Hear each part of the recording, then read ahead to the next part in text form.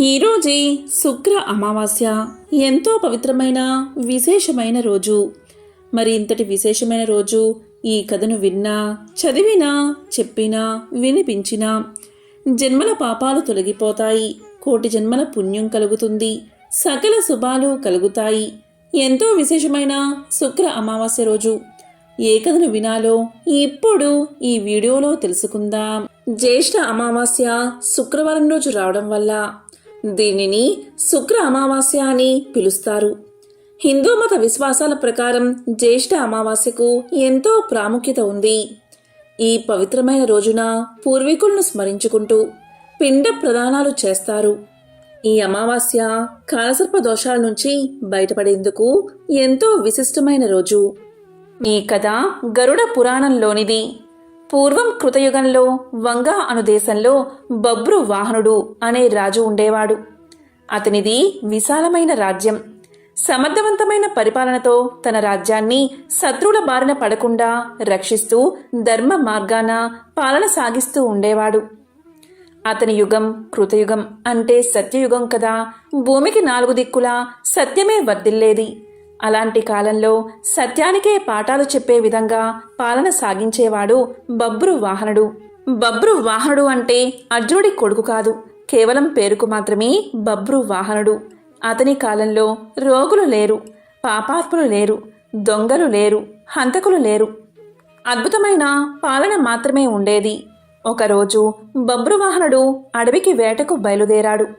100 గుర్రాలపైన స్వారీ చేస్తూ వెంబడి 100 మిత్రులు, వందలాది మంది సైనికులు, వీరందరి అవసరాలు తీర్చే సేవకులు రాజును అనుసరించారు. అద్భుతమైన అట్టహాసం, హడావిడితో వేట కొనసాగింది. ఎన్నో అడవి జంతువులను వేటాడుతూ ఆఖరికి ఒక లేడీపైన బాణం విసిరాడు బభ్రు వాహనుడు. ఆ లేడీ చాలా తిక్కలేడి. అది ఎంతగా గాయపడినా లెక్క చెయ్యక బాణపు వేగంతో పారిపోవడం మొదలుపెట్టింది. ఆ క్షణం రాజు ఒక సాధారణ వేటగాడిలా మారిపోయాడు. తన వెంట మిత్రులు ఉన్నారని, పరివారం ఉందని మరిచిపోయి తప్పించుకోబోతున్న లేడి వెంటపడి తాను కూడా వేగంగా పరిగెత్తాడు. చివరికి అడవిలో ఒంటరిగా మిగిలిపోయాడు. కానీ ఎలాగోలాగా లేడిని పట్టుకోగలిగాడు. అయితే అందుకోసం చాలా సమయాన్ని కేటాయించాల్సి వచ్చింది. లేడి వెంట పరుగులు తీస్తున్నంతసేపు అతనికి ఆకలి దప్పికలు అర్థం కాలేదు. కానీ లేడి చిక్కి లక్ష్యం పూర్తి కాగానే అతని ఆకలి దప్పికలు చుట్టుముట్టాయి. అంతసేపు లేడి కొరకు వేటాడిన రాజు ఆకలి దాహాలను తీర్చుకోవడం కోసం వెతుకులాట మొదలుపెట్టాడు. అదృష్టవశాత్తు అక్కడికి సమీపంలోనే ఒక సరస్సు కనబడింది. అందులో ముందుగా స్నానం చేసి తరువాత నీరు తాగి ఒడ్డున ఉన్న ఒక చెట్టు కింద తన పరివారం కోసం ఎదురు చూస్తూ విశ్రాంతి తీసుకోసాగాడు. అనుకోకుండానే రాజుకు నిద్ర ముంచుకు వచ్చి కనులు మూతపడసాగాయి. ఈలోగా సమీపంలో కలకలం వినబడింది. రాజు కలవరపడుతూ కళ్ళు తెరిచి చూశాడు. అతనికి సమీపంగా ఎదురుగా 100 ప్రేతాలతో కలిసి ప్రేత వాహనుడు అనే పేరుగల ప్రేతరాజు అక్కడికి వచ్చాడు. ప్రేతాలంటికి ఎముకలకు బిగుతుగా చర్మాన్ని అతికించినట్లుగా ఉన్నాయి. ఎక్కడా కూడా అంగుళం మందం మాంసమైనా లేదు. వాటి ఆకారాలు భయం గొలిపేలా ఉన్నాయి. ప్రేతాలు హఠాత్తుగా కనబడితే ఎవరికైనా భయం కలుగుతుంది. కానీ అక్కడ ఉన్నది యుద్ధరంగంలో పరాక్రమాన్ని ప్రదర్శించే బభ్రువాహన మహారాజు. అందువల్ల ముందుగా కొంచెం కలవరం కలిగిన వెంటనే తన విల్లును అందుకుని ప్రేతాలపైకి ఎక్కుపెట్టాడు మహారాజు. కానీ బాణం వదలకుండా వారితో ఇలా అన్నాడు, ఎవరు మీరంతా? ఇంత భయంకరంగా ఉన్నారు?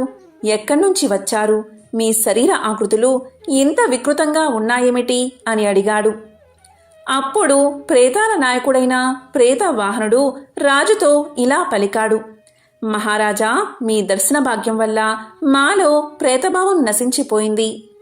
మాకు ఉత్తమ గతులు ఇక లభించే తీరతాయి అన్నాడు. ప్రేత వాహనుడి మాటలు రాజుకు అర్థం కాలేదు. అదే విషయం రాజు ఇలా అన్నాడు, ఓ ప్రేతమా, నువ్వేమి మాట్లాడుతున్నావు? నాకు అర్థం కావడం లేదు. నాకు అర్థమయ్యేలా చెప్పు అన్నాడు. దానికి ప్రేతవాహనుడు ఇలా పలికాడు, రాజా, ఈ ప్రేతాలన్నీ ఒకప్పుడు మనుషులే. కానీ చేసుకున్న పాపాల వల్ల ప్రేతాలుగా మారిపోయాయి. ఎవరికైతే అగ్ని సంస్కారం, శ్రాద్ధం, తర్పణం జరగవో వారంతా ప్రేతాలై తిరుగుతారు. అంతేకాదు, నమ్మక ద్రోహులు, పాపాలకు ప్రాయశ్చిత్తం చేసుకొనివారు, తాగుబోతులు, దొంగతనం చేసేవారు, ఈర్ష, అసూయ, ద్వేషాలతో కాలం గడిపేవారు, గురుపత్నిని చరిచినవారు, ఒకరి ఆస్తిని అన్యాయంగా లాక్కున్నవారు, పరుల సొమ్ముకు ఆశపడిన వారు మొదలైన తప్పుడు పనులు చేసేవారంతా ప్రేతాలుగా మారతారు. మేమంతా ఇలా వచ్చిన వారమే. రాజా, మాకు తిండి దొరకదు, నీరు దొరకదు. దీంతో మేము ఆకలి దప్పికతో అలమటించిపోతూ ఉంటాం. మాకు ఎవరు శ్రాద్ధం కానీ పిండం కానీ పెట్టరు. అందుకే మేము ఇలా మిగిలిపోయాము. ఇలా మిగిలిపోయిన వారికి రాజే అపరక్రియలు జరపాలి. అలా జరపడం వల్ల మేము ప్రేత రూపం నుండి విముక్తి పొందుతాం. అలాగే మీరు కూడా గొప్ప పుణ్యాన్ని సంపాదించుకుంటారు. రాజా, బతికి ఉన్నంతసేపు వీరు నావారు, వీరు నావారు అనుకుంటాం. కానీ చివరకు ఎవరూ ఉండరు. కొడుకులు, భార్య, వీరు మన అవసరం కోసం, మన స్వార్థం కొరకు మన వల్ల పుట్టుకు వచ్చిన వారే. మనం వారి అవసరం తీర్చినంత కాలం వారి చేత గౌరవించబడతాము. తరువాత మన అవసరం ఉండదు. అప్పుడు వారి నుండి గౌరవం లభించదు. మనిషి చచ్చాక ధనం ఇంటి దగ్గరే ఉండిపోతుంది. బంధువులు శ్మశానం దగ్గర విడిపోతారు. శరీరం కాష్టం దగ్గర విడిపోతుంది. ఇక విడిపోయాక పరలోకం దాకా వచ్చేవి పాప పుణ్యాలే అని చెప్పాడు ప్రేత వాహనుడు. అప్పుడు బబ్రు వాహనుడు ఇలా పలికాడు: ఓ ప్రేతవాహన, చాలా తెలిసినవాడిలా మాట్లాడుతున్నావు. ఇంతకీ నీవు ఎవరు? నీవు మనిషిగా ఉన్నప్పుడు నీవు ఎవరు అని అడిగాడు. దానికి ప్రేతవాహనుడు ఇలా సమాధానం చెప్పాడు: ఓ రాజా, ప్రేతంగా మారడానికి ముందు నేను ఒక ధనికుడైన వైశ్యుణ్ణి. పేరు దేవదత్తుడు. నేను సన్మార్గంలో నడిచాను, దేవతారాధన చేశాను, తీర్థయాత్రలు తిరిగాను, దాన ధర్మాలు కూడా చేశాను. కానీ నాకు అపరకర్మలు చేయడానికి మాత్రం ఎవరూ లేకుండా పోయారు. అందుకనే ఇలా ప్రేతానై తిరుగుతున్నాను. రాజా, ఒక దేశపు రాజు అన్ని వర్ణాల వారికి, అన్ని కులాల వారికి బంధువుడు అవుతాడని శాస్త్రాలు చెబుతున్నాయి. అందుకని నీవు మా అందరి కోసం అపర కర్మలు చేసి మాకు ముక్తిని కలిగించు అని చెప్పి తన వద్ద ఉన్న ఒక మణిని తీసి రాజుకు ఇవ్వబోయాడు ప్రేతవాహనుడు. అందుకు రాజు ఇలా పలికాడు: ఓ ప్రేతవాహన, నేను ఒక రాజుని. ఇతరుల నుండి దానాన్ని స్వీకరించను. మీకు అపరకర్మలు మాత్రం చేస్తాను. కానీ ప్రేతవాహన, నాకిది చెప్పు, మా వంశస్థుల్లో ఎవరైనా ప్రేతదశలోనే ఉండిపోయారా? ఒకవేళ ఉండిపోతే ఆ విషయం నేను ఎలా తెలుసుకోవాలి?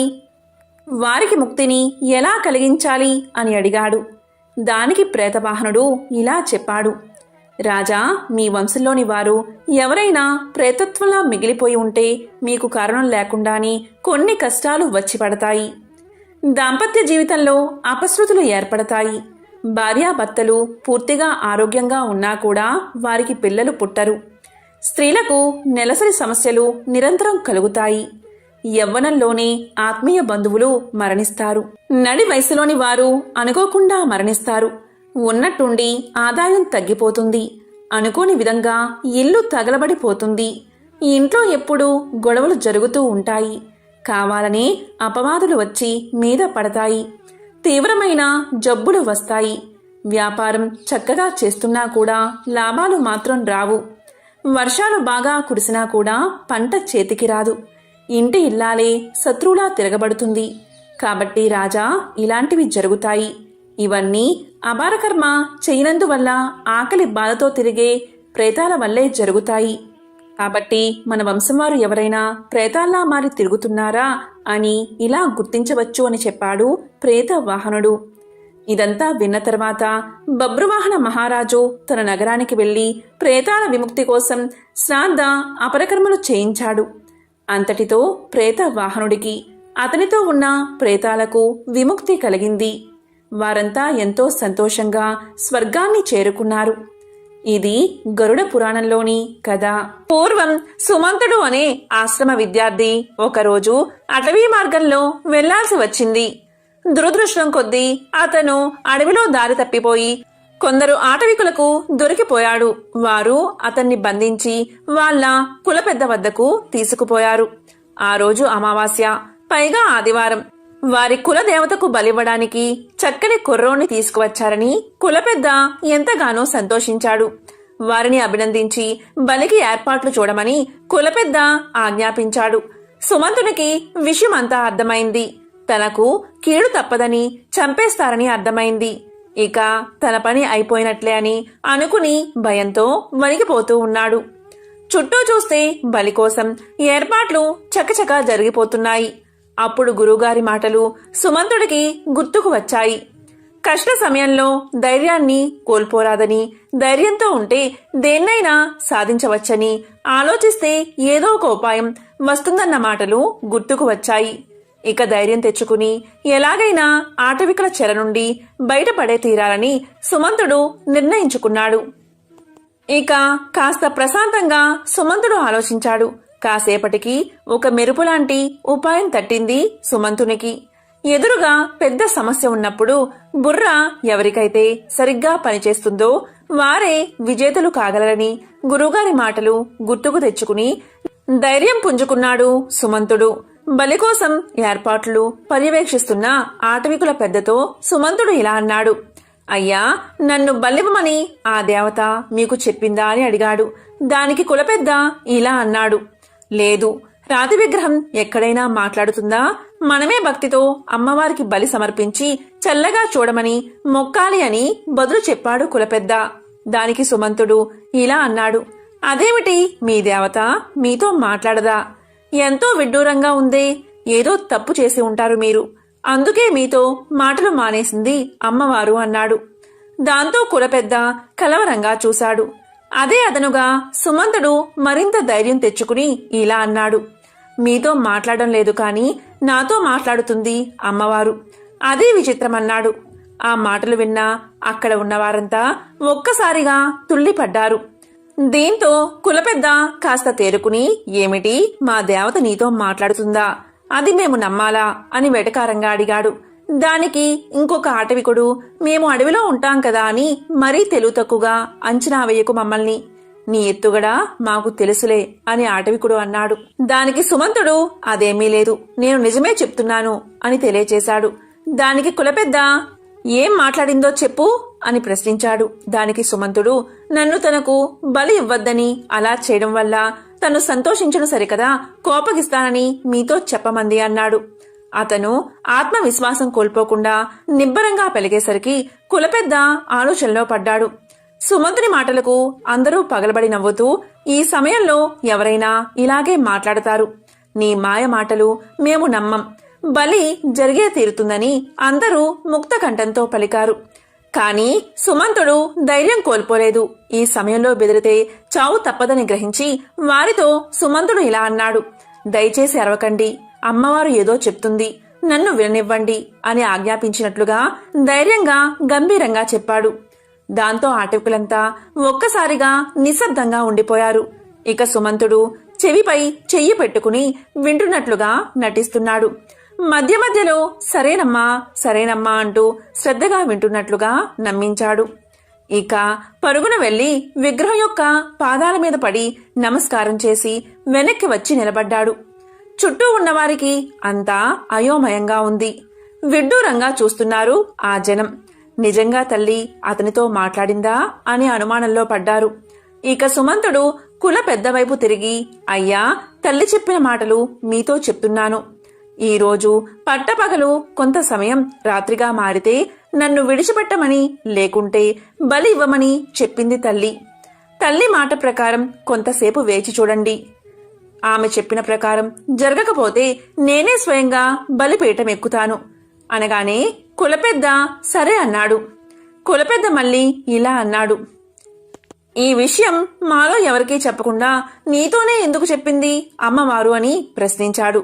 దానికి సుమంతుడు ఏమాత్రం తడబడకుండా, మీరు నన్ను ఎత్తుకుని రావడమే అమ్మవారికి ఇష్టం లేదు, అందుకే మీ పట్ల అమ్మవారు అలిగిందని చెప్పి మరింత నమ్మకంగా చెప్పాడు. ఇక కులపెద్ద, అతను ఒక రుజువు చెప్పాడు కదా, అందరూ ఆ సమయం వరకు వేచి ఉండండి, తేడా వస్తే అప్పుడే బలిద్దామన్నాడు. అందరూ కులపెద్ద మాటలు గౌరవించి ఊరుకున్నారు. ఆ రోజు సంపూర్ణ సూర్యగ్రహణం ఉండటంతో సుమంతుడు చాలా ధీమాగా ఉన్నాడు. అందరూ ఆకాశం వైపు చూస్తూ ఉండగా రావలసిన సమయం రానే వచ్చింది. గ్రహణం పట్టి అడవంతా చీకటైపోయింది. సుమంతుని మాట నిజం కావడంతో ఆ అటవికులంతా జయజయధ్వనులు చేస్తూ తల్లి పాదాల మీద పడి లెంపలు వేసుకున్నారు. ఇటువంటి గ్రహణం గత 80 సంవత్సరాలుగా రాలేదని గతంలో గురువుగారు చెప్పారు. అంత వయస్సు కలవారు ఆ గూడెంలో లేకపోవడంతో సుమంతుని పథకం పారింది. ఆటవికులు సుమంతుని పట్ల ఎంతో భక్తితో గురుకులం తోవ వరకు దిగబెట్టి క్షమించమని వేడుకున్నారు. ఇక సుమంతుడు ఊపిరి పీల్చుకుని ఆశ్రమం చేరుకున్నాడు. పూర్వం మధుర దేశాన్ని అశ్వపతి అనే రాజు పరిపాలిస్తూ ఉండేవాడు. అతనికి సంతానం లేనందున సావిత్రీదేవిని 18 సంవత్సరాలు భక్తితో సేవించాడు. దాంతో సావిత్రీదేవి ప్రత్యక్షమై అశ్వపతిని ఏం వరం కావాలో కోరుకోమంది. దానికి అశ్వపతి, అమ్మా, నాకు ఒక పుత్రుణ్ణి ప్రసాదించు తల్లి అని కోరుకున్నాడు. కాని సావిత్రీదేవి, రాజా, నీకు ఒక కన్య జన్మిస్తుంది అని వరాన్ని ఇచ్చింది. అప్పుడు అశ్వపతి సావిత్రీదేవితో, అమ్మా, నిన్ను భక్తితో సేవించాను, నా కోరిక మన్నించి నీవు వచ్చావు, నా కోరిక తీరాలి కదా అని అడగగా దానికి సావిత్రీదేవి, రాజా, నీ కోరిక గురించి బ్రహ్మదేవుడితో చర్చించాను. ఆయన నీకు కూతురు కలుగుతుంది అని నిర్దేశించాడు. బ్రహ్మ యొక్క ఆజ్ఞను నేను తిరస్కరించలేను. కాని నీకు కలిగిన పుత్రిక కారణంగా నీకు 100 మంది కుమారులు కలుగుతారు అని ఆశీర్వదించి అంతర్ధానమయ్యింది అమ్మా. ఇలా గడిచిన కొన్ని రోజులకు అశ్వపతికి ఒక కుమార్తె జన్మించింది. ఆమెకు సావిత్రి అని నామకరణం చేశాడు. వర ప్రభావంతో కలిగిన బిడ్డకు సావిత్రి అనే పేరు పెట్టి అతి గారాభంగా పెంచసాగాడు అశ్వపతి. యుక్త వయస్కురాలైన సావిత్రి సాల్వ రాజ వంశజుడైన సత్యవంతుని గుణగణాదులు విని అతన్ని తన భర్తగా చేసుకోవాలని నిశ్చయించుకుంటుంది. సత్యవంతుని అసలు పేరు జితాసుడు. కాని ఎల్లప్పుడూ సత్యాన్నే పలకడం వల్ల సత్యవంతుడు అనే పేరుతో ప్రఖ్యాతిని పొందాడు. అతని తండ్రి ద్యుమత్సేనుడు రాజ్యాన్ని కంటి చూపును పోగొట్టుకుని భార్యా సమేతుడై అరణ్యంలో ఆశ్రమ జీవితం కొనసాగిస్తూ ఒక్కగానొక్క కుమారుడైన సత్యవంతుడిపైనే ఆశలు పెట్టుకుని జీవిస్తున్నాడు. ఒకానొకసారి నారదుడు మంత్రదేశానికి విచ్చేశాడు. అప్పుడు నారదుని ద్వారా వివరాలు విన్న సావిత్రి సత్యవంతునితో వివాహం జరిపించమని వేడుకుంటుంది. అప్పుడు నారదుడు సత్యవంతుని ఆయుప్రమాణం మరొక్క సంవత్సరం కాలమేనని, అటువంటి అల్పాయుష్కుణ్ణి వరించవద్దని చెబుతాడు. కాని దృఢ నిశ్చయంతో సావిత్రి విధిని తన మనోబలంతో ఎదుర్కోగలనని చెప్పి మార్గాంతరం చూపమని నారదుణ్ణి ప్రార్థిస్తుంది. అప్పుడు నారదుడు సావిత్రికి బాలా త్రిపుర సుందరి త్రిరాత్ర వ్రతాన్ని బోధిస్తాడు. తరువాత నారదుడు సావిత్రి తండ్రిని సంప్రదించి సావిత్రి సత్యవంతుల వివాహం జరిపించి వెళ్ళిపోతాడు. మద్రదేశపు రాకుమారిగా అతి గారాభంగా పెరిగిన సావిత్రి అతి సామాన్య ఇల్లాలుగా నిరాడంబరంగా ప్రశాంతమైన ఆశ్రమవాసంలో జీవితాన్ని గడపడం ప్రారంభించింది. అత్తామామలను జాగ్రత్తగా చూసుకుంటూ భర్తతో అనురాగంలో మునిగి తేలుతున్నా మనసులో నారదుని మాటలు మన్నం చేసుకుంటూనే ఉంది. మహర్షి చెప్పిన కాలానికి 4 రోజుల ముందుగా సావిత్రి బాలా త్రిపుర సుందరి త్రిరాత్ర వ్రతాన్ని ప్రారంభించింది. కఠోర దీక్షతో ఆ వ్రతాన్ని నియమబద్ధంగా పూర్తి చేసింది. 4వ నాడు ఉదయాన్నే శుచిగా అడవిలో లభించే అలసందలు, బెల్లం కలిపిన అట్లు తయారు చేసి వెన్న ముద్దతో పాటు అమ్మవారికి నివేదన చేసింది. తరువాత అడవిలో ముత్తైదువులు ఎవరూ దొరక్కపోవడంతో మర్రి చెట్టునే ముత్తైదువుగా భావించి చెట్టుకే చీర రవికలు పెట్టి 108 సార్లు నూలు దారంతో చెట్టు చుట్టూ చుట్లు వేస్తుంది. తరువాత భర్తకు భోజనం పెట్టి తాను కూడా భోంచేసి వ్రత సమాప్తి చేసింది. నారదుడు చెప్పిన గడువు రోజున యథాప్రకారం భర్త గొడ్డలితో అడవిలోకి బయలుదేరగాని తాను కూడా భర్తతో పాటు నడవసాగింది. భర్త వెంటే నడుస్తూ ఉన్న సావిత్రి అతను చూపుతున్న వింతలు చూస్తూ చెబుతున్న విశేషాలు వింటున్నా ఆమె సర్వేంద్రియాలు భర్తపైనే కేంద్రీకరించి ఉంచింది. కాసేపయ్యాక ఆ దుర్గడియ రానే వచ్చింది. నడిచి నడిచి అలసిన భర్తను తన వడిలో పడుకోబెట్టుకుంది సావిత్రి. మరుక్షణమే నిద్రలోకి జారిపోయాడు సత్యవంతుడు. ఇంతలో మైషువు గంటలు గనగనమని మోగగా పాసహస్తుడై భీకరాకారంతో వచ్చిన కాలయముడు సత్యవంతునిలోని జీవుణ్ణి చెరపట్టుకుని లాగాడు. త్రిరాత్ర వ్రతం చేసిన ఫలం వల్ల ఎవరికీ కనిపించని ఆ భీకర దృశ్యం సైతం సావిత్రికి కనిపించసాగాయి. సావిత్రి తన భర్త జీవాన్ని తీసుకువెళ్తున్న యముణ్ణి అడ్డుకుంది. తన్ని చూసి కూడా చలించని ఆమెతో యముడు ఇలా అన్నాడు. అమ్మా సావిత్రి, నేటితో నీకు నీ భర్తకు మధ్య రుణం తీరింది. నీ భర్తకు జరిపించవలసిన సంస్కారాలు జరిపి నీ దోవన నీవు వెళ్ళు అని మరలిపోయాడు. విగత జీవుడైన తన భర్త శవాన్ని చెట్టుచాటున దాచి సావిత్రి యముణ్ణి అనుసరించింది. ఎవరో అనుసరిస్తున్నారని తిరిగి చూసిన యముడు ఇలా పలికాడు. నీ ధైర్యానికి మెచ్చి నీ భర్త ప్రాణం తప్ప ఏదైనా వరమిస్తాను కోరుకు అన్నాడు. ఆ ఇల్లాలు అత్తవారింటి క్షేమం కోరి తన అత్తామామలకు చూపుతో పాటు పోగొట్టుకున్న రాజ్యాన్ని ప్రసాదించమని కోరుకుంది. అప్పుడు యముడు సరే అని ఆ వరాన్ని ప్రసాదించాడు. అయినా సావిత్రి యముణ్ణి అనుసరించడం మానలేదు. అప్పుడు యముడు మళ్ళీ ఇలా పలికాడు. అమ్మా సావిత్రి, మొండితనం మాని మరలిపో. అలాగే మరొక వరం ఇస్తాను, అది కూడా నీ భర్త ప్రాణాలు తప్ప అని అనగాని సావిత్రి ఇలా కోరుకుంది. తన పుట్టింటికి వారసులు కావాలని కోరుకుంది. దీంతో ఆమె కోరిక మన్నించి అశ్వపతికి 9 పుత్రులను అనుగ్రహించాడు యముడు. అప్పుడు సావిత్రి పట్టు వదలక యముణ్ణి అనుసరిస్తూ ఉంది. అప్పుడు సావిత్రి యముణ్ణి చూసి ఇలా పలికింది. స్వామి, 7 అడుగులు నడిస్తే అపరిచితులు కూడా బంధువులు అవుతారు కదా. మనిద్దరం అంతకన్నా ఎక్కువ నడవడం వల్ల ఆత్మ బంధువులు అయ్యాము కదా అని పలికింది. దానికి యముడు, సావిత్రి, నీ మాటలు నన్ను సంతోషపరిచాయి. మరొక వరమిస్తాను అడుగు అన్నాడు.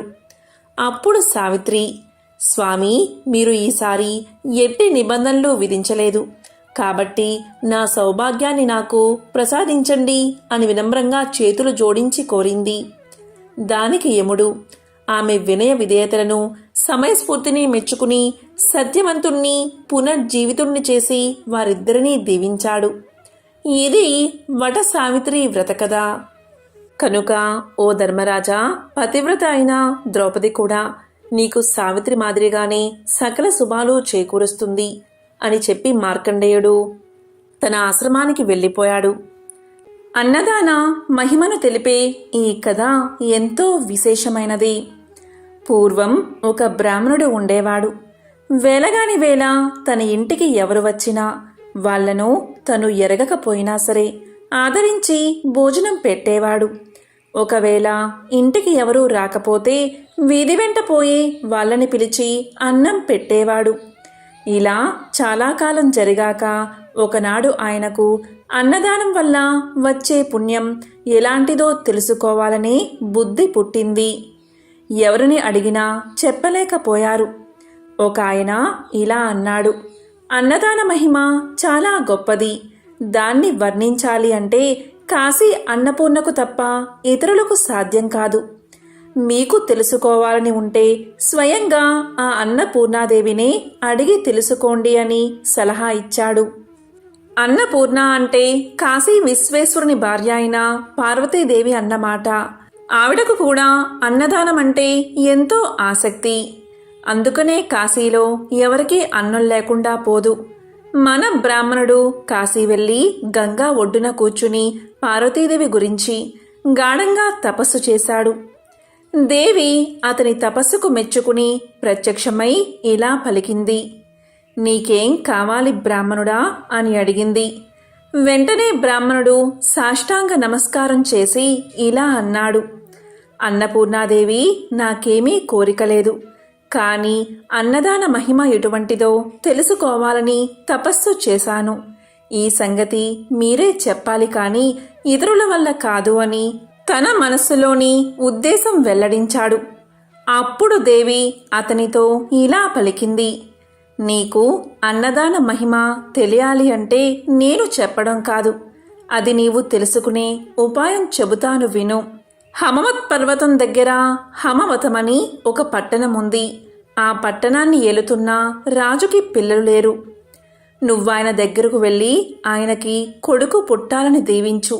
ఆ రాజు సంతోషించి, బాబూ, మీకేం కావాలి అని అడుగుతాడు. అప్పుడు నీవు, నాకు పెద్ద కోరిక ఏమీ లేదు, నీకు కుమారుడు పుట్టిన తక్షణమే ఆ పిల్లవాణ్ణి నేను చూడాలి. ఆ సమయంలో పిల్లవాడి దగ్గర రాణి కూడా ఉండకూడదు అని చెప్పు. ఇంతే కదా అని రాజు అందుకు ఒప్పుకుంటాడు. ఆ పిల్లవాడు పుట్టడంతోనే ఏకాంతంగా వాణ్ణి అన్నదానం వల్ల కలిగే పుణ్యమేమిటిరా అబ్బాయి అని అడిగి తెలుసుకో అని చెప్పింది అమ్మవారు. బ్రాహ్మణుడు సరే అని చెప్పి హమవతానికి బయలుదేరి వెళ్ళాడు. దారిలో ఒక అడవి అడ్డమైంది. అందులో ప్రవేశించి వెళ్తూ అతడు దారి తప్పిపోయాడు. దారి తెలియక తచ్చాడుతూ ఉంటే ఆ అడవిలో ఉండే బోయవాడు ఒకడు ఆయన అవస్థ కనిపెట్టి, ఏం బాబూ, దారి తప్పిపోయినట్లున్నారు, ఏ ఊరు వెళ్ళాలి అని అడిగాడు. హమవత పర్వతం దగ్గరికి పోవాలి అన్నాడు బ్రాహ్మణుడు. బాబూ, దారి తప్పి ఆమడ దూరం వచ్చేశారు. సాయంత్రం అయిపోయింది. పులులు, సింహాలు ఉన్న అడవి ఇది. రాత్రి ప్రయాణం చెయ్యకూడదు. పొద్దున్నే దారి చూపిస్తాను. ఈ రాత్రి ఆగిపోండి అన్నాడు బోయవాడు. బ్రాహ్మణుడు రాత్రికి అక్కడే ఉండిపోయాడు. బోయవాడు ఆయనను తన చేను వద్దకు తీసుకెళ్లాడు. చేను దగ్గరకు వెళ్లడంతోనే బోయవాడు ఇంటికి అతిథిగా వచ్చిన ఆ బ్రాహ్మణుడికి భోజనం ఏం పెడితే బాగుంటుంది అని ఆలోచించాడు. ఆనపకాయలు, కందికాయలు, పెసరకాయలు కావలసినన్ని ఉన్నాయి, కానీ వాటిని ఉడకేసుకోమని ఇవ్వడానికి వాడి వద్ద కొత్త కుండ లేకపోయింది. తమ కుండల్లో ఉడకేసి పెడితే ఆయన తినడు. ఎలా మరి అని ఆలోచించాడు ఆ బోయవాడు. బ్రాహ్మణుడు అప్పుడు ఇలా పలికాడు: నాయనా, నాకేమీ వద్దు. నువ్వు చేసిన ఆదరణ వల్ల నా శ్రమ, ఆకలి తీరిపోయాయి. ఆలోచించక పడుకో అన్నాడు. కానీ బోయవాడికి ఆ బ్రాహ్మణుణ్ణి పస్తు పెట్టడమంటే మనస్సు ఒప్పింది కాదు. అందుచేత ఇంత చారపప్పు, పుట్టతేనే తెచ్చి ఇచ్చి వాటితో ఆకలి తీర్చుకోమన్నాడు. బ్రాహ్మణుడు అవి తీసుకుని అంగస్త్రం పరుచుకుని కింద పడుకోబోతుంటే బోయవాడు ఇలా పలికాడు: అయ్యా, కింద పడుకోబోకండి, పులులు వస్తాయి అని చెప్పి ఆయన్ని చేలో ఎత్తుగా ఉన్న మంచం మీద పడుకోబెట్టి తాను కింద ఉండి విల్లు, అమ్ములు పుచ్చుకుని మృగాలేవీ రాకుండా రాత్రంతా బ్రాహ్మణుడికి కాపలా కాశాడు. తెల్లవారుజామున నిద్ర ఆగక ఒక్క కునుకు తీశాడు. అంతలో ఎక్కడ నుంచో ఒక పులి వచ్చి పాపం ఆ బోయవాడి మీద పడి చంపేసింది. బ్రాహ్మణుడు నిద్రలేచి జరిగిందంతా తెలుసుకుని తన మూలాన ఆ బోయవాడు పులివాత పడ్డాడని ఎంతో విచారించాడు. ఆ బోయవాని భార్య బ్రాహ్మణుడితో ఇలా పలికింది: స్వామి, నా రాత ఇలా ఉండగా ఎవరు తప్పించగారు? మీరు బాధపడకండి. మీకు హమవతానికి దారి చూపిస్తాను, నడవండి అని ఆయన్ని తీసుకెళ్లి దారి చూపెట్టి వెనక్కి తిరిగి వచ్చి భర్తతో పాటు సహగమనం చేసింది. ఆ బ్రాహ్మణుడు బోయ దంపతుల మంచితనాన్ని తలుచుకుంటూ హమవతాన్ని చేరుకున్నాడు. అక్కడ రాజును చూసి పార్వతీదేవి చెప్పినట్లుగా దీవించాడు. పుట్టినప్పుడు మీ పిల్లవాణ్ణి ఏకాంతంగా చూడడానికి అనుమతి ఇవ్వాలి అని కోరగా రాజు ఒప్పుకున్నాడు. రాజుగారి భార్య 9 నెలలు మోసి చందమామ లాంటి పిల్లవాణ్ణి కన్నది. బ్రాహ్మణుడు ఎవరూ లేకుండా చూసి ఆ పిల్లవాణ్ణి ఇలా అడిగాడు: అన్నదానం వల్ల కలిగే ఫలమేమిటో చెప్పు అని అడిగాడు. అప్పుడే పుట్టిన శిశువు అయినప్పటికీ పెద్దవానికి మళ్ళీ ఆ పిల్లవాడు ఇలా పలికాడు. 10 నెలల క్రితం మీరు పట్టణానికి వస్తూ అడవిలో దారి తప్పిపోతే మిమ్మల్ని తీసుకెళ్లి చారుడు చారపప్పు పుట్టతేనే ఇచ్చిన బోయవాణ్ణి నేనే సుమండి. ఈ మాత్రపు దానికే ఈ రాజుగారికి కుమారుడై పుట్టి రాజ్యాన్ని ఏలబోతున్నాను. ఒకనాటి దానానికే ఇంత గొప్ప ఫలం కలిగినప్పుడు నిత్యం అన్నదానం చేసే మహానుభావులకు ఎటువంటి ఫలం కలుగుతుందో మీరే ఊహించుకోండి. ఇలా చెప్పేసి ఆ పిల్లవాడు మరుక్షణంలోనే ఉవ్వా ఉవ్వా అని ఏడవడం ఆరంభించాడు. బ్రాహ్మణుడు చాలా ఆశ్చర్యపడి తన ఊరు తిరిగి వచ్చి జరిగినదంతా భార్యతో చెప్పాడు. ఆ దంపతులు అప్పటి నుంచి అన్నదానం చేస్తూ ధనం, ధాన్యం, పుత్ర పౌత్రాభివృద్ధి కలిగి సుఖంగా జీవించారు. ఇదే అన్నదాన మహత్యాన్ని తెలిపే ఒక విశేషమైన కథ. పూర్వకాలంలో అవంతి నగరంలో సుబ్బిశెట్టి అనే వర్తకుడు ఉండేవాడు. లోభత్వం కలిగిన సుబ్బిశెట్టి ఎవరికి ఏ సహాయము చేసేవాడు కాదు. వారు ఎంతటి కష్టంలో ఉన్నా ఏమాత్రం ధన సహాయం చేసేవాడు కాదు. సుబ్బిశెట్టి లోభత్వాన్ని చూసి అందరూ అతన్ని ఈసడించుకునేవారు. ఆ ఊరి దేవాలయంలో ఉత్సవాలు జరిగినప్పుడు ప్రజలు తమకు తోచిన ధనాన్ని ఇచ్చేవారు. కానీ సుబ్బిశెట్టి మాత్రం చాలా కొద్ది సొమ్ము మాత్రమే ఇచ్చేవాడు. అది కూడా విసుక్కుంటూ ఇచ్చేవాడు. అతని పిసినారితనం భార్యకు అలాగే 2 కుమార్తెలకు నచ్చేది కాదు. కొంతకాలానికి సుబ్బిశెట్టి కుమార్తెలకు వివాహం జరిగి వారి దారిన వారు వెళ్ళిపోయారు. వయసు మీద పడుతున్నది కదా, ఇక తీర్థయాత్రలకు తీసుకెళ్లమని భార్య సుమతి సుబ్బిశెట్టిని ఎంతో ప్రాధేయపడింది. దానికి సుబ్బిశెట్టి ఇలా అన్నాడు. అదంతా వ్యయ ప్రయాసలతో కూడిన పని, ఎక్కడి నుంచే నమస్కరిస్తే సరిపోతుంది అని భార్యను కసిరాడు. సుబ్బిశెట్టి రోజులు ఇలా గడుస్తూ ఉండగా భార్య సుమతికి ఏదో తెలియని వింత రోగం వచ్చింది. పగలంతా చక్కగా ఉండే మనిషి సాయంత్రం కాగానే విపరీతమైన కాళ్ళ నొప్పులు వచ్చి కదలకుండా అయిపోయేది. బాధతో విలవిలలాడేది. భార్య ఎంత బాధపడుతున్నా సుబ్బిశెట్టి మాత్రం ఆమెను ఏ వైద్యుడి వద్దకు తీసుకు వెళ్ళలేదు. మందులకు చాలా ఖర్చవుతుందని ఆమెను కసురుకునేవాడు. రోజు రోజుకు సుమతి బాధ ఎక్కువ కాసాగింది. ఇది వరకు సాయంత్రానికి వచ్చే కాలనొప్పులు ఇప్పుడు మధ్యాహ్న సమయానికే రాసాగాయి. అంతేకాదు చేతులు కూడా విపరీతంగా నొప్పి చెయ్యసాగాయి. ఏ వస్తువు ఇటు తీసి అటు పెట్టే ఓపిక లేకపోయింది. భార్య ఇంతగా బాధపడుతున్నా కూడా సుబ్బిశెట్టి తనకు ఏమీ పట్టనట్లు ఉండేవాడు. వైద్యుని వద్దకు తీసుకు వెళ్లేవాడు కాదు. తల్లికి ఈ విధంగా ఉన్నదని కనీసం కుమార్తెలకు కూడా కబురు చెయ్యలేదు.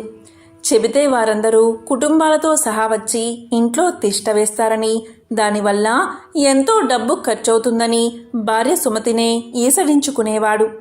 ఏ మందులు వాడకపోవడం చేత సుమతి ఆరోగ్యం నానాటికి క్షీణించసాగింది. మంచం మీద నుండి కదిలే ఓపిక కూడా నశించింది.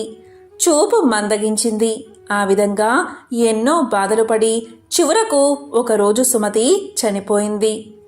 ఈ కబురు తెలుసుకున్న కుమార్తెలు ఇంటికి వచ్చారు. తండ్రి పిసినారితనం వల్లే తల్లికి సరిగ్గా వైద్యం అందక చనిపోయిందని బాధపడ్డారు. తండ్రిని ఎంతగానో అసహ్యించుకున్నారు. భార్య చనిపోవడంతో సుబ్బిశెట్టిలో కొంత మార్పు వచ్చింది. చేసిన పాపాల వల్ల వ్యాపారం బాగా దెబ్బతిన్నది. కానీ పిసినారితనం మాత్రం ఏమాత్రం తగ్గలేదు. కొన్ని నెలలు వ్యాపారం సరిగ్గా లేక చాలా నష్టం వచ్చి చివరకు ఉన్న ఇల్లు కూడా అమ్మి వేయవలసి వచ్చింది. ఊరివారెవరూ ఎటువంటి సహాయం చేయడానికి కూడా ముందుకు రాలేదు. చివరకు తినడానికి తిండి లేక పూట గడవక సుబ్బిశెట్టి చాలా కష్టాలు పడ్డాడు. ఎంతో దర్జాగా బతికిన ఆ ఊరిలోని తల ఎత్తుకోలేక ఒకరోజు అర్ధరాత్రి ఊరు విడిచి బయలుదేరాడు. ఒంట్లో ఏమాత్రమూ ఓపిక లేదు. అయినా సరే చేతికర్ర సహాయంతో అడవిదారి పట్టి వెళ్ళాడు సుబ్బిశెట్టి. ఉదయానికి మరో ఊరు చేరాడు. అక్కడ 2 రోజులు ఉండి ఆ ఊరివారు కూడా తన్ను గుర్తించడంతో అవమానాన్ని భరించలేక అక్కడి నుండి ఒకనాడు అర్ధరాత్రి ఊరు విడిచి బయలుదేరాడు. కొంత దూరం వెళ్ళగానే అడవి వచ్చింది. అంతా చీకటిగా ఉంది. సరిగ్గా తిండి కూడా తినకపోవడం వల్ల నడక కూడా సరిగ్గా రావడం లేదు. ఇంతలో ఒక్కసారిగా ఎదురుగా ఎలుగుబంటి కనిపించింది. ఇక సుబ్బిశెట్టి పై ప్రాణాలు పైనే పోయాయి. ఎలుగుబంటి భీకరంగా అరుస్తూ సుబ్బిశెట్టిపైకి దూకబోయింది. ఒక్కసారిగా జరిగిన ఈ పరిణామానికి సుబ్బిశెట్టి ఒళ్ళు జలధరించింది. ప్రాణాలు అరచేత పట్టుకుని పరుగులు తీశాడు. కాళ్లకు ముళ్ళు గుచ్చుకుంటున్నా లెక్క చెయ్యక ఒంట్లో లేని ఓపిక తెచ్చుకుని పరిగెత్తసాగాడు. ఎలుగుబంటి కూడా భీకరంగా అరుస్తూ సుబ్బిశెట్టి వెనకాలే పరిగెత్తసాగింది. ఇలా కొంత దూరం వెళ్లిన తర్వాత సుబ్బిశెట్టి ఒక పాడుబడిన భవనంలోకి ప్రవేశించాడు. ఒక్కసారిగా లోపలికి పరిగెత్తి ఏమాత్రం శబ్దం చేయకుండా దాక్కున్నాడు. లోపల అంతా కటిక చీకటిగా ఉంది. అయినా కిక్కుమనకుండా దాక్కున్నాడు. ఎలుగుబంటి కాసేపు చుట్టుపక్కల తిరిగి తన దారిన తాను వెళ్ళిపోయింది. ఆ చీకట్లో సుబ్బిశెట్టి దాక్కున్నది ఒక పురాతన ఆలయం. ఇంతకు ముందు ఎలుగుబంటి అంటే భయం. ఇప్పుడు భయం లేదు. కానీ ఇప్పుడు ఈ కటిక చీకట్లో కూర్చోవాలి అంటే సుబ్బిశెట్టికి విపరీతమైన భయం వేసింది. నెమ్మదిగా అటు ఇటు తడుముకుంటూ 2 చికుముకురాలు సంపాదించి వాటితో కొంత వెలుగు రాగానే ఎదురుగా చూసిన దృశ్యాన్ని అతనికి ఆశ్చర్యం వేసింది. ఆ వెలుగులో శ్రీ మహాలక్ష్మీదేవి యొక్క విగ్రహం కనిపించింది. తాను ఉన్నది మహాలక్ష్మి ఆలయమని సుబ్బిశెట్టికి అర్థమైంది. ఆ గుడి ఎవరూ పట్టించుకోకపోవడం చేత శిథిలావస్థలో ఉన్నదని సుబ్బిశెట్టి గమనించాడు. ఎంతో బూజుగా ఉంది. చీకటిగా ఉండడం చేత అమ్మవారి విగ్రహాన్ని చూసి భయపడ్డాడు. నిత్య ధూపదీప నైవేద్యాలు లేకపోవడం వల్ల విగ్రహం చూసేవారిని భయపెట్టేలా ఉంది. ఏ విధంగా అయినా ఇక్కడ దీపం వెలిగించకపోతే తాను ఉండేలా కనిపించడం లేదు. అలా అని బయటకు వెళ్దామంటే ఎలుగుబంటి భయముంది. ఇక అటూ ఇటూ చూసిన సుబ్బిశెట్టికి అదృష్టం కొద్దీ ఒక పాత నూనె సీసా కనబడింది. దాన్ని తీసి పక్కనే ఉన్న ఒక పాత గుడ్డతో దీపాన్ని వెలిగించాడు. అమ్మయ్య అనుకున్నాడు. ఆ కాంతి వల్ల సుబ్బిశెట్టి కొంత ధైర్యాన్ని తెచ్చుకున్నాడు. పరిగెత్తి అలసిపోయి ఉండడం వల్ల సుబ్బిశెట్టికి వెంటనే గాఢ నిద్ర పట్టింది. గోడకు ఆనుకుని కూర్చుని అలాగే పడుకున్నాడు. ఇంతలో సుబ్బిశెట్టికి కలలో మహాలక్ష్మీదేవి దర్శనం ఇచ్చింది. ఆమె ఇలా పలికింది: సుబ్బిశెట్టి, నీవు జీవితంలో ఎన్నో పాపాలు చేశావు. మితిమీరిన పిసినారితనంతో చివరకు కట్టుకున్న భార్యను కూడా పోగొట్టుకున్నావు. ఎవరికి గుప్పెడు బియ్యాన్ని కూడా దానం చెయ్యలేదు. కానీ ఈరోజు నీవు నా దేవాలయంలో దీపం వెలిగించగానే నీ పాపాలన్నీ నశించాయి. ఎన్నో సంవత్సరాలుగా ఈ దేవాలయాన్ని ఎవరూ పట్టించుకోవడం లేదు. ఇన్నాళ్ల తర్వాత నీవు ఇక్కడ దీపాన్ని వెలిగించడంతో నేను నిన్ను అనుగ్రహించాను. ఈ ఒక్క పుణ్యకార్యం వల్ల నీ పాపాలన్నీ తీరిపోయాయి. ఇవిగో ఈ బంగారు నాణాలు తీసుకో. వీటితో ఇక ముందు సంతోషంగా ధర్మ ప్రపత్తులతో జీవిస్తూ కాలం గడుపు అంది అమ్మవారు. తెల్లవారగానే సుబ్బిశెట్టికి మెలకువ వచ్చింది. ఒక్కసారిగా ఆ రాత్రి తనకు వచ్చిన కలను గుర్తు చేసుకున్నాడు. కలలో అమ్మ దర్శనం లభించినందుకు ఎంతో ఆనందించాడు. తాను చేసిన తప్పులకు ఎంతో పశ్చాత్తాపపడ్డాడు. తన భార్యను చేతులారా పోగొట్టుకున్నందుకు ఎంతో బాధపడ్డాడు. ఇలా బాధపడుతూ ఉండగా ఎదురుగా ఒక పల్లెల్లో బంగారు నాణాలు కనబడ్డాయి. నాకు వచ్చిన కల నిజమే అన్నమాట. ఆహా, నా భాగ్యం, ఏమని చెప్పాలి అని అనుకుని శ్రీ మహాలక్ష్మి తనను అనుగ్రహించిందని గ్రహించి నాణాలను కళ్ళకు అద్దుకుని వాటిని తీసుకుని మరనాడే తన ఊరికి బయలుదేరాడు. ఊరికి వెళ్ళి కొంత సొమ్ముతో మళ్ళీ వ్యాపారం మొదలుపెట్టి కొద్ది కాలంలోనే ఎన్నో లాభాలు గడించాడు. తనను అనుగ్రహించిన ఆ శ్రీ మహాలక్ష్మి ఆలయాన్ని ఎంతో అద్భుతంగా పునర్నిర్మించాడు. శ్రీ మహాలక్ష్మికి ఎన్నో దివ్యమైన ఆభరణాలు చేయించాడు. నిత్య పూజలకు, ధూపదీప నైవేద్యాలకు కొంత సొమ్ము కేటాయించి ఆచార్యులను వినియోగించాడు. ఇక బతికినంతకాలం తోటివారికి సహాయపడుతూ దాన ధర్మాలు చేస్తూ జీవించి చివరకు ముక్తిని పొందాడు. కాబట్టి ఎంతో పవిత్రమైన, విశేషమైన ఈ కథను ఈరోజు విన్నా, చదివినా, చెప్పినా, వినిపించినా సకల శుభాలు కలుగుతాయి. జన్మల దోషాలు తొలగి కోటి జన్మల పుణ్యం వస్తుంది. కలియుగం ఎలా ఉంటుందో తెలిపే ఈ పవిత్ర కథను వింటే చాలు. జన్మల పాపాలు తొలగి కోటి జన్మల పుణ్యం వస్తుంది. పట్టిందల్లా బంగారమే అవుతుంది. పాండవులు రాజ్యాన్ని పరిపాలిస్తున్న సమయం. రాబోయే కలియుగం ఎలా ఉండబోతుందో, ఆ కలియుగంలో మానవులు ఎలా ప్రవర్తిస్తారో అనే విషయం తెలుసుకోవాలని కోరిక పాండవులకు కలిగింది. అప్పుడు పాండవులంతా కలిసి శ్రీకృష్ణుడి దగ్గరకు వెళ్లి వారి మనసులో ఉన్న కోరికను తెలియచేశారు. అప్పుడు శ్రీకృష్ణుడు పాండవులతో ఇలా అన్నాడు: నేను 5 బాణాలను అడవిలోకి వేస్తున్నాను. మీరందరూ అడవిలో ఒక్కొక్కరు ఒక్కో వైపు వెళ్లి 5 బాణాలు వెతికి తీసుకురండి. మీకు బాణం దగ్గర ఏదైనా కనబడితే వచ్చిన తర్వాత నాతో చెప్పండి. అప్పుడు నేను మీరు అడిగిన దానికి సమాధానం చెప్తాను అన్నాడు. అప్పుడు పాండవులంతా కూడా శ్రీకృష్ణుడికి నమస్కారం చేసి బాణాలు వెతుకుతూ అడవిలోకి బయలుదేరారు. ఆ 5గురు ఒక్కొక్కరు ఒక్కో దిశగా వెళ్లారు. మొదటగా ధర్మరాజుకు బాణం దొరుకుతుంది. ఆ బాణం దగ్గర ఒక ఆశ్చర్యకరమైన సంఘటన అతను చూస్తాడు. అతనికి ఒక ఏనుగు కనబడుతుంది. దానికి విచిత్రంగా 2 తొండాలు ఉంటాయి. దాన్ని చూసిన ధర్మరాజు ఎంతో ఆశ్చర్యపోతాడు. బాణం తీసుకుని తిరిగి కృష్ణుడి దగ్గరకు బయలుదేరతాడు. అర్జునుడికి కూడా బాణం దొరికింది. కాని ఇంతలోనే ఒక మధురగానం వినిపించి అటు తిరిగాడు అర్జునుడు. అప్పుడు అతనికి కూడా ఒక ఆశ్చర్యకరమైన మధుర సంఘటన కనిపించింది. ఒక కోయిల మధురంగా పాడుతూ ఉంది. దాని రెక్కలపై వేదం అని రాసి ఉంది. ఆ కోయిల బతికి ఉన్న ఒక కుందేలును పొడుచుకుని తింటుంది. అది చూసి అర్జునుడు నివ్వెరపోయాడు. బాణం తీసుకుని తిరిగి కృష్ణుడి దగ్గరకు బయలుదేరాడు.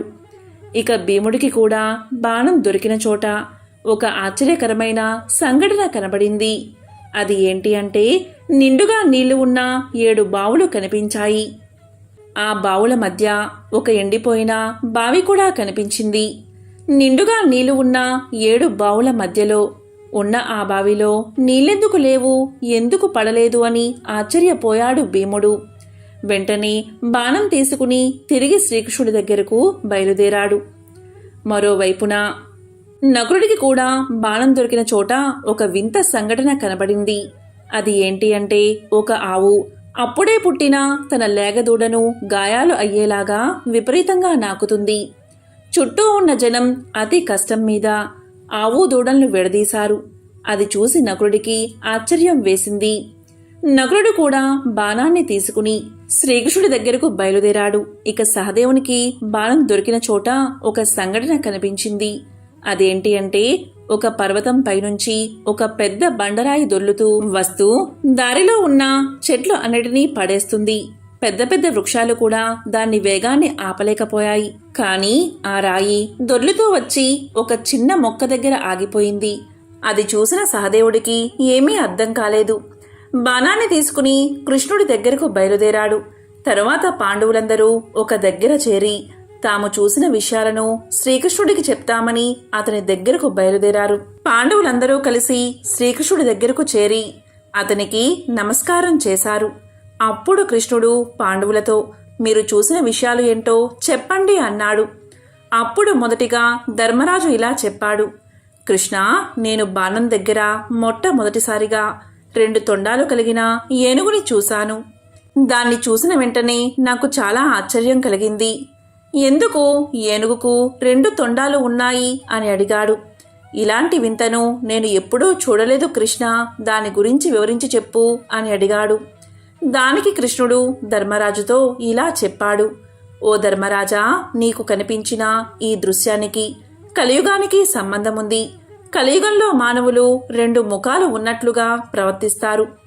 వారు పైకి ఒకటి చెప్తారు, మరొకటి చేస్తారు.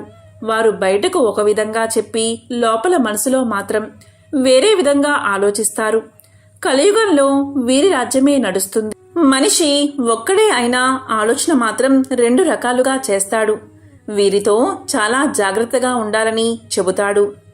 తరువాత అర్జునుడు ఇలా అడుగుతాడు, శ్రీకృష్ణ, నేను చూసింది ఇంకా ఆశ్చర్యంగా ఉంది. నేను బాణం తీసుకునే ప్రదేశంలో ఒక కోకిల, రెక్క మీద వేదం అని రాసి ఉంది. ఆ కోయిల మధురమైన గానం చేస్తూ జీవించి ఉన్న కుందేలను పొడుచుకుని తింటూ కనిపించింది. సాక్షాత్తు సరస్వతీదేవినే మరిపించే ఆ కోయిల ఇంత వికృతి చేష్టలు ఎలా చేయగలుగుతుంది అంటూ తనకు కలిగిన సందేహాన్ని కృష్ణుడి దగ్గర వ్యక్తం చేశాడు అర్జునుడు. అప్పుడు కృష్ణుడు ఈ విధంగా సమాధానం చెప్పాడు. అర్జున, కలియుగంలో సరస్వతీదేవిని మెప్పించి విద్యావంతులు అయిన విద్వాంసులు, తెలివైన వారు తమ జ్ఞానాన్ని సక్రమంగా వినియోగం చేయకుండా అమాయకం ప్రజలను, చదువురాని పేదవారిని మాయమాటలు చెబుతూ దోచుకుంటారు అని ఆ పక్షిలాగా వాళ్ళను పిక్కు తింటారు. కోయిల్లాగా తీయని మాటలు చెబుతూ వారిని వేధిస్తారు అని శ్రీకృష్ణుడు సమాధానం చెప్పాడు. ఆ తరువాత భీముడు ఇలా పలికాడు, కృష్ణ, నేను వెళ్ళిన చోట 7 బావులు కనిపించాయి. ఆ 7 బావుల్లో 6 నిండుగా నీరు ఉంది. కానీ మధ్యలో ఉన్న ఒక బావిలో ఒక చుక్క కూడా నీరు లేదు. ఒకే నేలపై ఉన్న ఈ 7 బావుల్లో ఇదేం తేడా అంటూ భీముడు తన సందేహాన్ని శ్రీకృష్ణుడికి చెప్పాడు. భీముడి ప్రశ్నకు సమాధానంగా శ్రీకృష్ణుడు ఇలా అన్నాడు, భీమా, కలియుగంలో ఉన్నవాడు మరింత ధనవంతుడు అవుతాడు. పేదవాడు మరింత నిరుపేదగా మారిపోయి కటిక దరిద్రాన్ని అనుభవిస్తాడు. ధనవంతుల మధ్యలో ఉన్నా కూడా పేదవాడు ఎన్నడూ ఎప్పుడూ పేదవాడిగానే ఉంటాడు. దానికి సంకేతమే ఈ బావులు అని శ్రీకృష్ణుడు సమాధానం చెప్పాడు. ఆ తరువాత నకులుడు కృష్ణుణ్ణి ఇలా అడుగుతాడు, కృష్ణ, నాకు బాణం దొరికిన చోట ఒక ఆవు దూడపై అతి ప్రేమ చూపిస్తూ నాలుకతో నాకుతుంది. ఆ ఆవు యొక్క ప్రేమ ఎలా ఉంది అంటే, ఆ ఆవు తన దూడను నాకడం వల్ల ఆ దూడకు గాయాలు అయ్యి రక్తం కారుతుంది.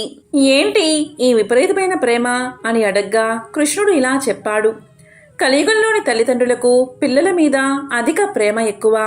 ఆ పిల్లలు ఆ అధిక ప్రేమ వల్ల సోమరులుగా తయారవుతారు. వాళ్ళు చూపించే అతి ప్రేమ వల్ల పిల్లల యొక్క అభివృద్ధి ఆగిపోయి సోమరులుగా తయారై భూమికి భారంగా మారతారు. జీవితంలో బాధ్యతల గురించి తెలుసుకోకముందే వారికి చిన్న వయసులోనే పెళ్లి చేస్తారు. ఈ కలియుగంలో కొడుకుపై తల్లిదండ్రులకు ఎలాంటి హక్కులు ఉండవు. కేవలం భార్యకు మాత్రమే పూర్తి హక్కులు ఉంటాయి.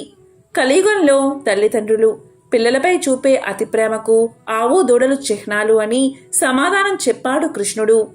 ఇక చివరివాడైన సహదేవుడు కృష్ణుణ్ణి ఇలా అడుగుతాడు, కృష్ణ, నాకు బాణం దొరికిన చోట ఒక పెద్ద పర్వతం నుండి ఒక భారీ బండరాయి దొర్లుకుంటూ కింద పడ్డం కనిపించింది. ఆ బండరాయి బరువుకు వేగానికి అడ్డు వచ్చిన పెద్ద పెద్ద వృక్షాలు సైతం నేలమట్టం అయిపోయాయి. కానీ ఒక చిన్న మొక్క దగ్గరకు రాగానే ఆ బండరాయి తనంతట తానే ఆగిపోయింది. అది చూసిన నేను ఆశ్చర్యానికి లోనయ్యాను. పెద్ద పెద్ద వృక్షాలకు ఆపడం సాధ్యం కాని పని ఒక చిన్న మొక్క ఎలా చేసింది అని అడుగుతాడు. దానికి కృష్ణుడు ఇలా సమాధానం చెప్తాడు, సహదేవా, కలియుగంలో మానవులు విచక్షణ కోల్పోతారు. తమ పతనానికి తామే కారణం అవుతారు. మహావృక్షాలు అంటే అతని అధికార బలం, ధనబలం ఇవేవి అతని పతనాన్ని ఆపలేవు. కానీ చిన్న మొక్క వంటి భగవంతుడి నామస్మరణ మానవుడు వినాశనం కాకుండా ఎల్లప్పుడూ కాపాడుతుంది. దీనికి సంకేతమే నువ్వు చూసిన దృశ్యం అని వివరిస్తాడు. కలియుగంలో ఎవరైతే అధర్మాన్ని పాటిస్తారో వారు జాలి దయ లేకుండా అమాయకులను పీడించుకుంటూ తింటూ వాళ్ళు మాత్రమే సుఖంగా ఉంటారు. భగవంతుడిని నమ్మేవారి సంఖ్య గణనీయంగా తగ్గిపోతుంది. నాస్తికులు పుట్టగొడుగుల్లాగా పెరిగిపోతూ ఉంటారు. మనిషి ఆయుర్దాయం అనేది 60 సంవత్సరాలకు పడిపోతుంది. 8 సంవత్సరాల వయసులోనే ఆడవారు పిల్లలకు జన్మనిస్తారు అంటూ కలియుగంలో జరగబోయే సత్యాలను పాండవులకు వివరిస్తాడు శ్రీకృష్ణుడు. మహాభారతంలో శ్రీకృష్ణుడు చెప్పిన ఈ విషయాలు కలియుగంలో మనం చూస్తూనే ఉన్నాం. అందుకే మహాభారతాన్ని పంచమ వేదంగా చెప్తారు. మహాభారతంలో ఎన్నో జీవిత సత్యాలను తెలియచేసే విషయాలు కూడా ఉన్నాయి. పురాణాల ప్రకారం మహాశివుడికి 63 మంది ప్రసిద్ధ భక్తులు ఉన్నారు. వారిలో తిన్నడు ఒకడు. తరువాతి కాలంలో ఆయన్నే కన్నప్పగా ప్రసిద్ధికెక్కాడు. తిన్నడు ఒక బోయవాడు, అర్జునుడి అవతారం. ఒకానొకప్పుడు అర్జునుడు శివుడి కోసం గొప్ప తపస్సు చేశాడు. అర్జునుడి భక్తికి తపస్సుకి మెచ్చిన శివుడు ఒకసారి అర్జునుడిని పరీక్షించాలి అనుకున్నాడు. అర్జునుడి తపస్సుకి భంగం కలిగించాలని ఓ అడవి పందిని పంపించాడు శివుడు. అప్పుడు సహనం కోల్పోయిన అర్జునుడు కోపంతో ఆ పందికి బాణం వేశాడు. అదే సమయంలో బోయవాని వేషంలో వచ్చిన శివుడు కూడా ఆ పందికి బాణం వేశాడు. దీంతో ఇద్దరి మధ్య ఘర్షణ మొదలయ్యింది. మొత్తానికి అర్జునుడి పట్టుదల, ప్రయత్నానికి మెచ్చిన శివుడు అర్జునుడికి మహాశివుడిగా దర్శనం ఇచ్చాడు. అర్జునుణ్ణి 2 వరాలు కోరుకోమన్నాడు. అప్పుడు అర్జునుడు మొదటిగా పాశుపతాస్త్రాన్ని కోరుకున్నాడు. ఆ వరాన్ని ప్రసాదించిన శివుడు ఇలా పలికాడు. దీనిని ఒక్కసారి మాత్రమే ఉపయోగించాలి అని అర్జునుడికి చెప్పాడు. తరువాత ఆ అస్త్రం తిరిగి మహాశివుని వద్దకు చేరుతుంది. అంటే ఒకసారి ఉపయోగించిన తర్వాత ఆ అస్త్రం నా వద్దకే చేరుకుంటుంది. ఇక రెండవది మోక్షం. ఈ జన్మలో మోక్షం ప్రసాదించమని అర్జునుడు శివుణ్ణి కోరతాడు. కాని అందుకు శివుడు అంగీకరించడు. నీకు ఈ జన్మలో మోక్షాన్ని ప్రసాదించలేను. ఎందుకంటే నువ్వు నీ బంధువులైన కౌరవులను చంపడానికి ఆయుధాన్ని అడిగావు. అందుకే ప్రసాదించలేను. నువ్వు శివుడి మోక్షం పొందాలి అంటే మరో జన్మ ఎత్తాలి అని తెలియచేశాడు మహాశివుడు. అలా అర్జునుడు మరో జన్మలో తిన్నడుగా జన్మించాడు. అర్జునుడు ఈ జన్మలో తండ్రి నాదనాద దంపతులకు పుట్టాడు. తిన్నడు బోయ కుటుంబంలో జన్మించినందున రోజూ వేటకు వెళ్లేవాడు. ఒకరోజు వేటాడ్డం పూర్తయ్యాక అడవిలోని ఓ చెట్టు కింద నిద్రపోయాడు. అలా పడుకున్నప్పుడు తిన్నడికి మహాశివుడు కనిపించి కొద్ది దూరంలో ఉన్న గుడికి వెళ్లమని చెప్పినట్లు కలవచ్చింది. తిన్నడు నిద్ర నుండి మేల్కోగానే ఒక దుప్పి కనిపించింది. తిన్నడు దాన్ని వేటాడుతూ వెళ్లి మొగలేరు చేరుకున్నాడు. అక్కడ సరిగ్గా తనకు కలలో కనిపించిన శివలింగం దర్శనమిచ్చింది. తిన్నడు మురిసిపోయి, అయ్యా శివయ్యా, నీకు నా మీద ప్రేమ ఉంటే మా ఇంటికి రా అని పిలిచాడు. మహాశివుడు రాకపోవడంతో తిన్నడు ఇల్లు వాకిలి మరిచిపోయి అక్కడే ఉండిపోయాడు. ఇక పొద్దస్తమానం శివుడి సేవలోనే గడపసాగాడు. ఉదయం లేస్తూనే శివలింగం ఉన్న ప్రదేశాన్ని ఊడ్చి శుభ్రం చేసేవాడు. నోటితో నీళ్లు తెచ్చి శివలింగాన్ని అభిషేకం చేసేవాడు. చేతుల్లో పట్టినన్ని బిల్వ పత్రాలు తెచ్చి లింగాన్ని అలంకరించేవాడు. వేటాడి తెచ్చిన మాంసాన్ని నైవేద్యంగా సమర్పించేవాడు. అదే ఊరిలో ఉన్న శివగోచార అనే భక్తుడికి తిన్నడి తీరుతెన్ను నచ్చలేదు. నోటితో నీళ్లు తెచ్చి శివలింగం మీద పోయడం, మాంసాహారం నైవేద్యంగా పెట్టడమంతా జుగుప్స కలిగించింది. అప్పుడు శివగోచార ఇలా అన్నాడు, మహాశివ, ఈ విపరీతాన్ని నేను చూడలేకపోతున్నాను. పాప పంకిలమైన పనులు చేయడమే కాదు, చూడడమూ ఘోరమే. ఇంతకంటే చనిపోవడం మేలు అని దుఃఖిస్తూ తలను శివలింగానికి కొట్టుకుని చనిపోబోయాడు. అప్పుడు మహాశివుడు చిరునవ్వు నవ్వి, ఆగు, తొందరపడకు, ఇక్కడే దాక్కుని ఏం జరగబోతుందో చూడు అన్నాడు. అప్పుడు శివగోచారుడు మహాశివుడు చెప్పినట్లే చేశాడు. శివలింగం చాటుగా వెళ్లి నిలబడ్డాడు. అప్పుడే నోటితో నీళ్లు తెచ్చినా తిన్నడు. ఎప్పట్లాగే శివలింగానికి అభిషేకం చేశాడు. బిల్వ పత్రాలతో అలంకరించి మాంసాన్ని నైవేద్యంగా సమర్పించి పూజ చేశాడు. అయితే శివుడు తనకు పెట్టిన నైవేద్యాన్ని ఆరగించలేదు. ఎందుకు ఇలా జరిగింది? శివుడు తన్ను తిరస్కరిస్తున్నాడా అనుకుని బాధగా చూశాడు తిన్నడు. తీరా చూస్తే శివుడి కంటిలోంచి కన్నీరు కారుతుంది. రుద్రుడి నేత్రంలోంచి కన్నీరు కారడం తిన్నడు భరించలేకపోయాడు. తిన్నడు పరిగెత్తుకుంటూ వెళ్లి ఔషధ మొక్కల ఆకులు తెచ్చి రాతిమీద నూరి దానితో కంటికి కట్టు కట్టాడు. తీరా చూస్తే రెండో కంటి నుంచి రక్తం కారుతుంది. ఇక తిన్నడు సహించలేకపోయాడు. బాణంతో తన కన్ను తొలగించి మహాశివుడికి అమర్చాడు. కాని అప్పుడు మొదటి కంటిలోంచి రక్తం కారడం మొదలయ్యింది. అప్పుడు తిన్నడు మరింత దుఃఖిస్తూ, శివా, విచారించకు, నా రెండో కన్ను కూడా తీసి పెడతాను అంటూ శివుడికి రక్తం కారుతున్న కంటిని గుర్తించేందుకు తన కాలిని ఆ కన్ను దగ్గర పెట్టి రెండో కంటిని పెకలించి తీసి శివుడికి అమర్చబోయాడు. ఇదంతా వెనక నుంచి చూస్తున్న శివగోచారి ఆశ్చర్యానికి అంతులేదు. తిన్నడి అపరిమిత భక్తి ప్రపత్తులకు శివుడు ప్రత్యక్షమయ్యాడు. తిన్నడు మరో కన్ను పెకలించకుండా వారించి, భక్తా, నీ నిస్వార్థ భక్తికి మెచ్చాను. కన్ను అప్పగించిన నువ్వు ఇకపై కన్నప్పగా ప్రసిద్ధమవుతావు, సిసలైన భక్తుడిగా చిరస్థాయిగా నిలిచిపోతావు అంటూ శివసాయుధ్యాన్ని ప్రసాదించాడు. శివగోచారుడు ఈ ఉదంతాన్నంతా కళ్ళప్పగించి చూస్తూ ఉండిపోయాడు. శివగోచారుడు తిన్నడు ఎంత గొప్ప భక్తుడో తెలుసుకున్నాడు. అలా తిన్నడు కన్నప్పగా మారాడు. కన్నప్ప అంటే తన కంటిని వేరొకరికి దానం చేసినవాడు అని అర్థం. ఎంతో విశేషమైన పవిత్రమైన ఈ కథలను విన్నా, చదివినా, చెప్పినా, వినిపించినా జన్మల పాపాలు తొలగి కోటి జన్మల పుణ్యం వస్తుంది. లక్ష్మీ కటాక్షం కలుగుతుంది. ఓం నమో నారాయణాయ. ఓం నమః శివాయ. ఓం శ్రీ మాత్రే నమః.